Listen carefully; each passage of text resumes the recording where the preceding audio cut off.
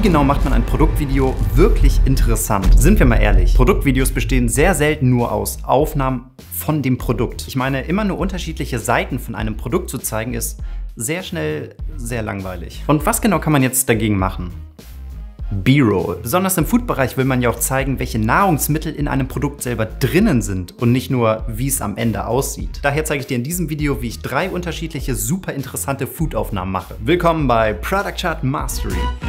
Okay, kommen wir direkt zur ersten Aufnahme. Und ich muss gestehen, die habe ich mir ein bisschen abgeguckt. Und zwar habe ich auf TikTok ein Video von David Marr gesehen, was ich unbedingt nachmachen wollte. Credits gehen also komplett an ihn. Für diese Foodaufnahme mache ich aus einer Limette etwas ganz Besonderes. Und zwar fliegen einzelne Limettenstücke langsam auf die Kamera zu. Das alleine gibt den Produktaufnahmen schon sehr viel Tiefe. Aber ich gehe hier noch einen Schritt weiter. Denn ein Limettenstück fliegt auf die Kamera zu und kurz vorher wird die so gequetscht, damit der Limettensaft auf den Betrachter gespritzt wird. Das Ganze gibt ein Gefühl von Frische und diesem gewissen Prickeln. Und wie mache ich das jetzt? Zuerst brauche ich eine Aufnahme von diesen einzelnen Stückchen, die auf die Kamera zufliegen. Und das ist eigentlich auch der einfache Teil. Dazu befestige ich einfach farbiges Papier auf einen festen Hintergrund, lege die einzelnen Limettenstücke drauf und werfe diese einfach hoch. Die Kamera schaut direkt von oben herab und mehr brauche ich eigentlich nicht. Die Lichter sind auch relativ simpel aufgebaut. Das große Hauptlicht wird direkt hinter die Kamera gebracht. Damit werden die Produkte immer heller, je näher sie auf die Kamera zufliegen. Das hilft wieder etwas tiefer aufzubauen. Die zweite Lampe strahlt mit direktem Licht von oben nach unten und lässt damit die Limetten etwas mehr funkeln. Und dann gibt es noch ein drittes Licht, was die ganze Szene von der Seite etwas mehr aufhält. Die Aufnahme mit dem gequetschten Stückchen ist etwas anspruchsvoller. Die Belichtung muss relativ ähnlich bleiben, aber den Hintergrund mache ich dieses Mal schwarz. Das wird später nochmal wichtig. Für das Zusammendrücken der Limette würde ich am liebsten eine Vorrichtung bauen, damit sich das Stück nicht so bewegt. Aber ich probiere es am Anfang erstmal mit meinen Fingern und schaue, wie gut das funktioniert. In der Postproduktion muss ich dann einfach nur noch die Limette ausschneiden. Die Tropfen kann ich durch den schwarzen Hintergrund ganz einfach mit einem Überblendungsmodus wieder hinzufügen. Dann noch die andere Aufnahme in den Hintergrund legen und mit Skalierung, Rotation und Unschärfe beide Aufnahmen miteinander verbinden. Und jetzt ganz am Ende noch das Color Grading.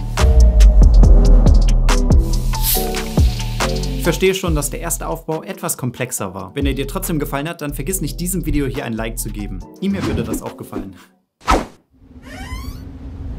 Jetzt kommt ein Setup für hochwertige Food-Aufnahmen, was richtig einfach ist, aber nicht ganz so günstig. Und zwar werde ich diese Erdnüsse hier filmen. Ich habe mich gefragt, was ich machen kann, damit diese Aufnahme möglichst episch wird. Dazu bewegt sich die Kamera ganz knapp über einem Brett zurück und die Erdnüsse fallen in Zeitlupe ganz knapp vor die Linse. Ich nutze 2 Hilfsmittel, um diese Aufnahmen so hinzubekommen. Zum einen natürlich mein Edelkrone-System, damit ich eine möglichst saubere Kamerafahrt hinbekomme. Zum anderen die Laowa 24 mm Probe Lens, die mir dabei hilft, diese Makro-Weitwinkelaufnahmen hinzubekommen, die so kleine Objekte so gewaltig aussehen lassen. Das Problem an dieser Linse ist nur die wirklich enge Blende. Und ich will das Ganze in Zeitlupe aufnehmen. Das heißt, ich brauche verdammt viel Licht. Daher positioniere ich meinen 150 Watt Strahler von Godox so nah wie möglich über dem Brett. Zusätzlich nehme ich noch eine Godox SL60W, um von leicht schräg hinten die Szene zu beleuchten, damit die Erdnüsse noch so einen leichten Glanzpunkt bekommen. In der Postproduktion fehlt dann nur noch das Color Grading und tada!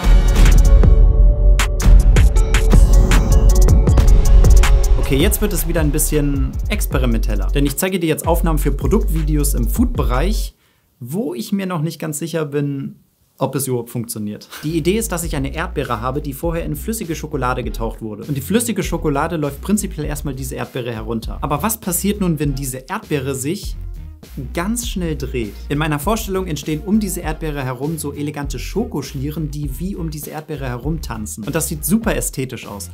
Ob das wirklich so funktioniert, wird sich jetzt erst zeigen. Als erstes muss ich einen Handbohrer so fixieren, dass er sich nicht so viel bewegt. Der zweite Schritt ist dann, die Umgebung vor diesem Schoko-Wirbelsturm zu beschützen. Dazu kleide ich alles herum großzügig mit Müllbeuteln aus. Das große Hauptlicht kommt dieses Mal schräg von vorne. Damit bekomme ich so einen leicht dramatischen Effekt hin. Um die Schokolade aber noch etwas stärker hervorzuheben, brauche ich noch direktes Licht. Dazu lasse ich die beiden Strahler von der Seite und von oben auf das Produkt leuchten. Und nachdem ich auch hier im Color Grading die Farben etwas angepasst habe, sieht auch diese Aufnahme extrem sexy aus. Weißt du, was mir gerade auffällt? Genau das gleiche Setup kann ich noch für eine andere sehr coole Extraaufnahme nutzen. Und weil du das Video so weit geschaut hast, gebe ich dir das komplett kostenlos als kleines Extra einfach mit. Die Idee ist, die Erdbeere nicht mit Schokolade zu verzieren, sondern in der Rotation ganz langsam Wasser von oben auf die Erdbeere tropfen zu lassen. Das kann man natürlich auch mit anderen Beeren oder Früchten machen. Wenn dir dieses Video gefallen hat, dann habe ich hier noch ein besonderes Video für dich, was dir auf jeden Fall gefallen wird. Ich hoffe, wir sehen uns dann beim nächsten Mal wieder und damit tschüss, Baba und ciao.